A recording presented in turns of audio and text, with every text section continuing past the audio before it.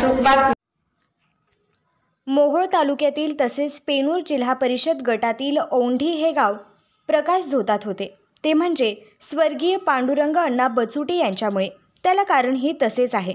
पांडुरंग अण्णा बचुटे हे 1995 पासून राजकारणात आहे।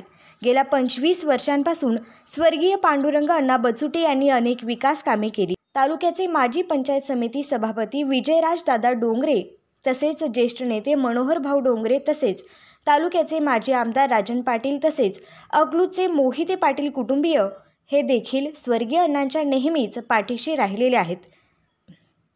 तसेच मोहिते पाटील कुटुंबीय हे स्वर्गीय अण्णांचे व त्यांचे घनिष्ठ व मैत्रीपूर्ण संबंध देखील आहेत। त्यामुळे त्यांनी एखादे काम सांगावे व या सर्व मंडळींनी ते काम मार्गी लावावे असेच घडत होते।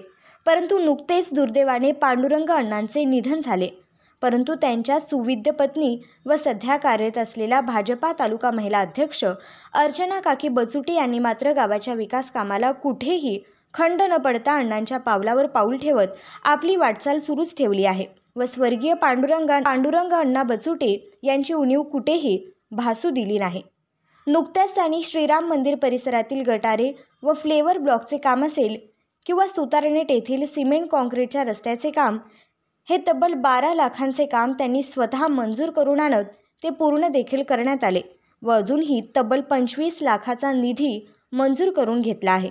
त्यामुळे स्वर्गीय अण्णांचा वारसा अर्चना काकी तसेच त्यांचे चिरंजीव मुन्ना बचुटे चालवताना दिसत आहेत।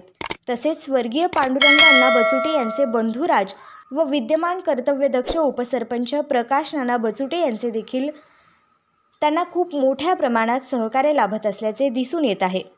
त्यामुळे गावाच्या विकासाला या काका पुतण्यांचा मेळ पाहायला मिळत आहे व या काका पुतण्यावर गावकऱ्यांचा देखील खूप मोठ्या प्रमाणात विश्वास बसताना दिसत आहे।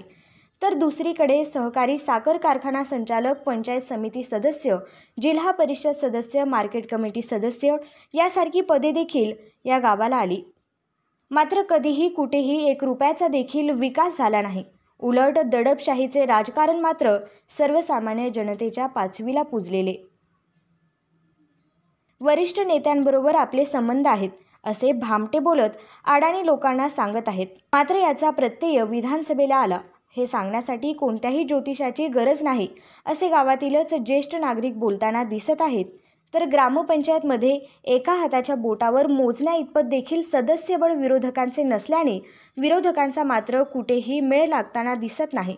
त्यामुळे येणाऱ्या काळात होणाऱ्या स्थानिक स्वराज्य संस्थेवर प्रकाश नाना बचुटे व स्वर्गीय अण्णा बचुटे यांच्या सुवेद्य पत्नी अर्चना काकी बचुटे यांना जिल्हा परिषद संधी मिळेल हे मात्र नक्की।